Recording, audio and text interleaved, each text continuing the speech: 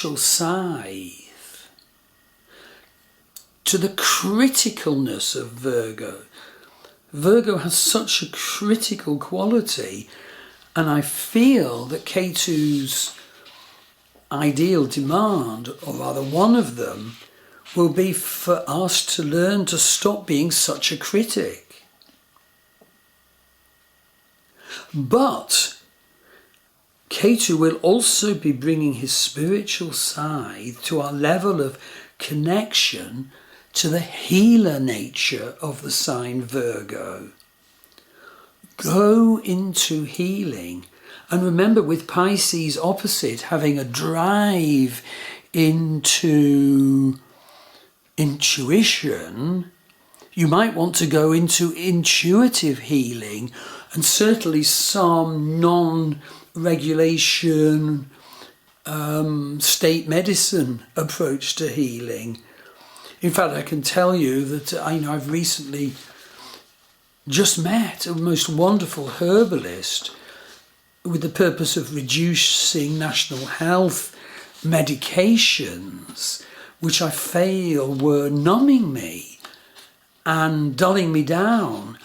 And the impact of his herbal reset has made me feel like a new man. I only mention this in case it's useful guidance for you. But Ketu is very spiritual and mystical. So you have to open to what Ketu is cutting away at to get the fullest at this transit. You have to bring your instincts and your intuition to your healing issues. You have to be open to what is in your unconscious, what is in your shadow, and what arises in your vision journeys. So the healing approaches you will likely develop during this 18-month Ketu through Virgo transit will likely tend to be holistic or alternative. And a key thing is, if you need to lose weight, this is a super time for going on a diet, for going on the right diet, the one that's sound, the one that's right, the one that works for you.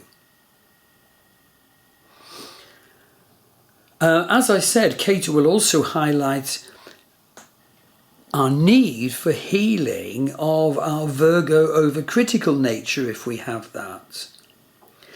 And not only the critical thing, it's also Virgo's tendency for being over-analytical or too intellectually investigative rather than visionary investigative as well. Virgo's side is noted for complaints and conflicts.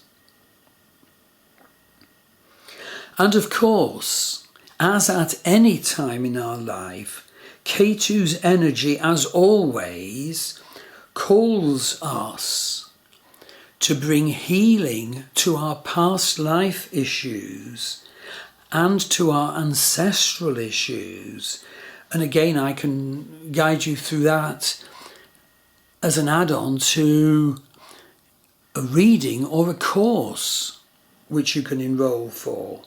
Ketu is so much about our past and our past karmas. Ketu is where we come in this life from the past. It's traditionally called the camp of the occupying army. And each one of us comes in with a selection of karma which our higher self chose for us to work with. A selection from the totality of good and bad karmas that we had amassed at the time of our death in the last life. And the Vedic divisional charts, the Varga charts, can give wonderful insights about what totality of karmas you'd amassed and what particular karmas your higher self had selected for you to work on this time.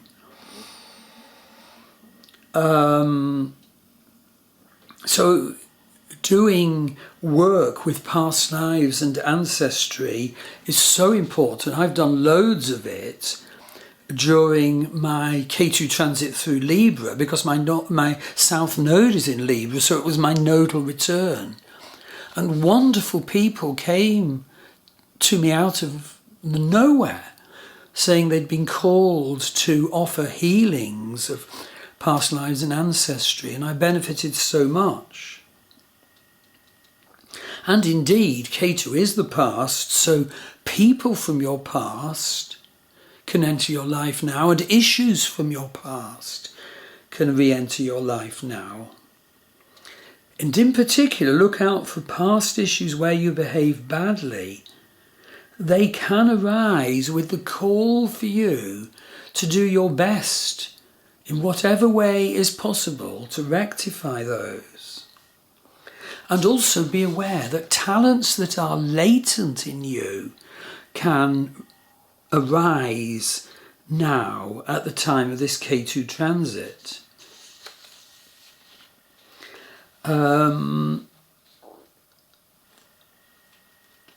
Okay, so what I'd like you to do now is to go on to the part 2 post, which is understanding the nakshatras that Ketu and Rahu will be transiting through, the nakshatras that are within the signs of Virgo and Pisces. There's 7 parts to this series, and I'll be filming them over the weeks to come, so watch out for them.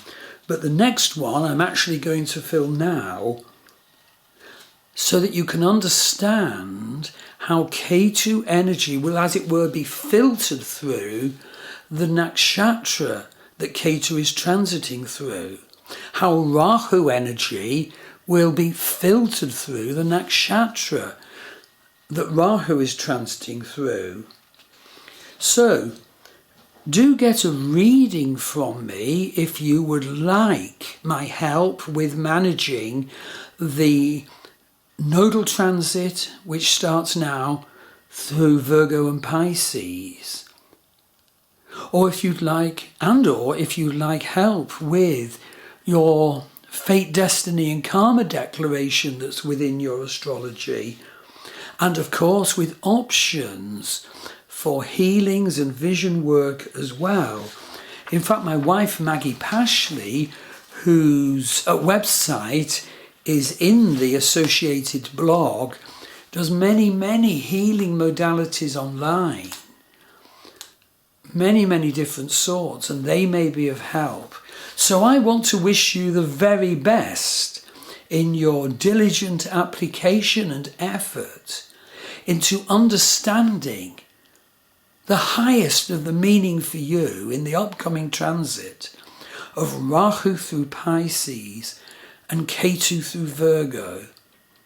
So all the very best, and do go on to my part 2 video out of the 7 parts, where the part 2 video and blog is all about the nodes going through those nakshatras that lie within Virgo and Pisces, and how the energy of the nakshatra will alter the energy impinging on you from Rahu and Ketu.